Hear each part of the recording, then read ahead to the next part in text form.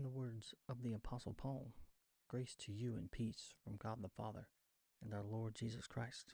Today we're going to be reading Matthew 27, verse 11 through 54. Now Jesus stood before the governor.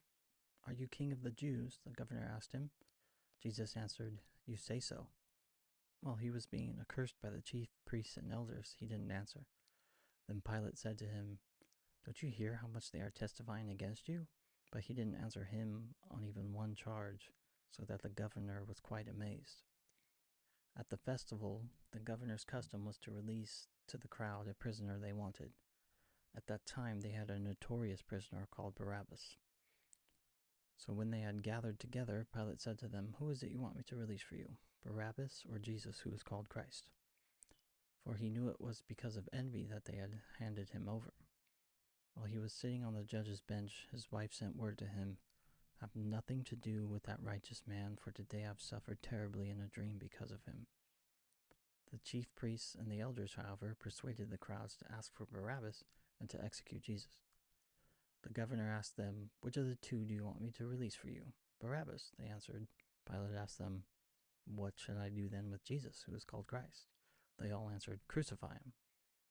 Then he said, "Why? What has he done wrong?" But they kept shouting all the more, "Crucify him."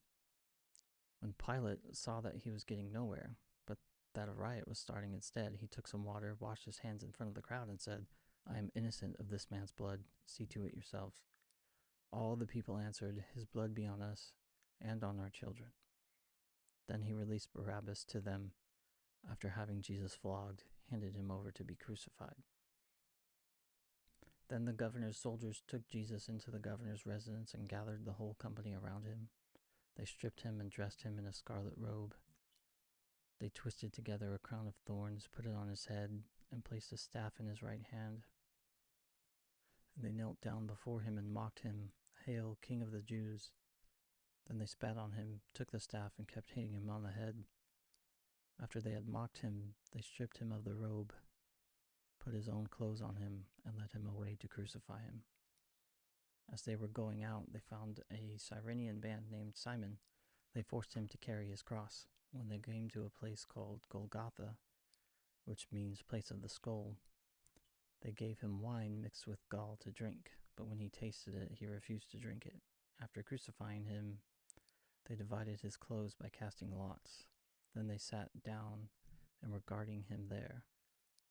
Above his head, they put up the charge against him written in writing, "This is Jesus, the King of the Jews." Then the two criminals were crucified.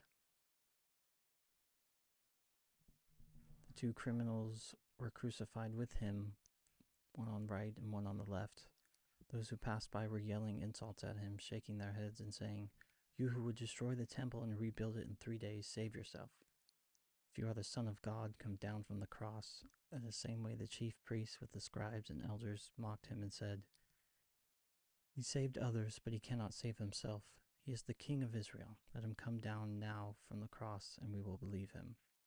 He trusts in God, let God rescue him now, if he takes pleasure in him, for he said, 'I am the Son of God.'"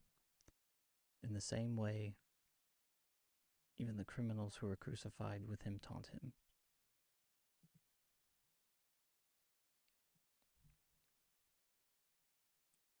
From noon until 3 in the afternoon, darkness came over the whole land. About 3 in the afternoon, Jesus cried out with a loud voice, "Eli, Eli, lema sabachthani." That is, my God, why have you abandoned me?"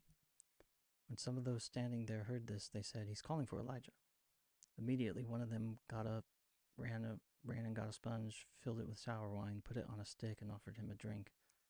But the rest said, "Let's see if Elijah comes to save him." But Jesus cried out again with a loud voice and gave up his spirit. Suddenly the curtain